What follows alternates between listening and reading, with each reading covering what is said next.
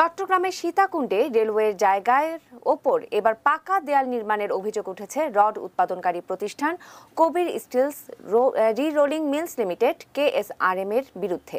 বারবকুণ্ড স্টেশনের কাছে ঢাকা চট্টগ্রাম রেললাইন ঘেঁষে কয়েকশো হাত দীর্ঘ এই দেয়াল নির্মাণের অভিযোগ পেয়ে তদন্ত শুরু করেছে রেল কর্তৃপক্ষ।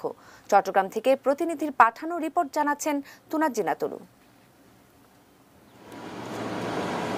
রেল লাইনের নির্দিষ্ট সীমার মধ্যে কোনো প্রকার স্থাপনা তৈরির নিয়ম না থাকলেও দেশের প্রধান রেলপথ ঢাকা চট্টগ্রাম লাইনের বারবকুণ্ডের কাছে দীর্ঘ পাকা দেয়াল তৈরির অভিযোগ উঠেছে রড উৎপাদনকারী প্রতিষ্ঠান কবির স্টিল রি-রোলিং মিলস লিমিটেড KSRM এর বিরুদ্ধে। প্রাথমিকভাবে অভিযোগ পেয়ে গঠন করা হয় তদন্ত কমিটি। রেলওয়ে পূর্বাঞ্চলের মহাব্যবস্থাপক সৈয়দ ফারুক আহমদ সহ ভূসম্পত্তি বিভাগের কর্মকর্তারা সম্প্রতি কয়েক দফা ঘটনাস্থল পরিদর্শন করেন।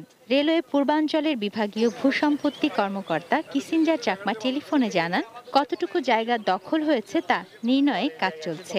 RS এবং BS খতিয়ান সমন্বয় করে রেলের সীমানা নির্ধারণ হবে। রেলের জায়গা দখল নিয়ে অবশ্যই তা দখলমুক্ত করা হবে বলে জানান এই কর্মকর্তা।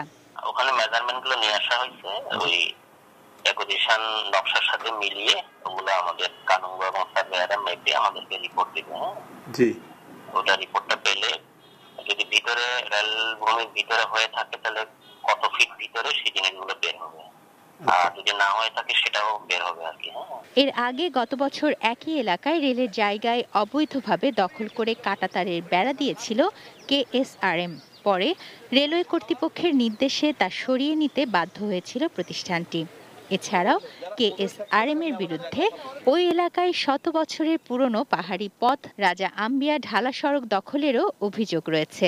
সড়কটি উদ্ধারে স্থানীয় গ্রামবাসী আদালতে মামলা দায়ের করা ছাড়াও নানা প্রতিবাদ কর্মসূচি পালন করে। তুনাজ্জিনা তনু, ডেস্ক রিপোর্ট, ATN নিউজ।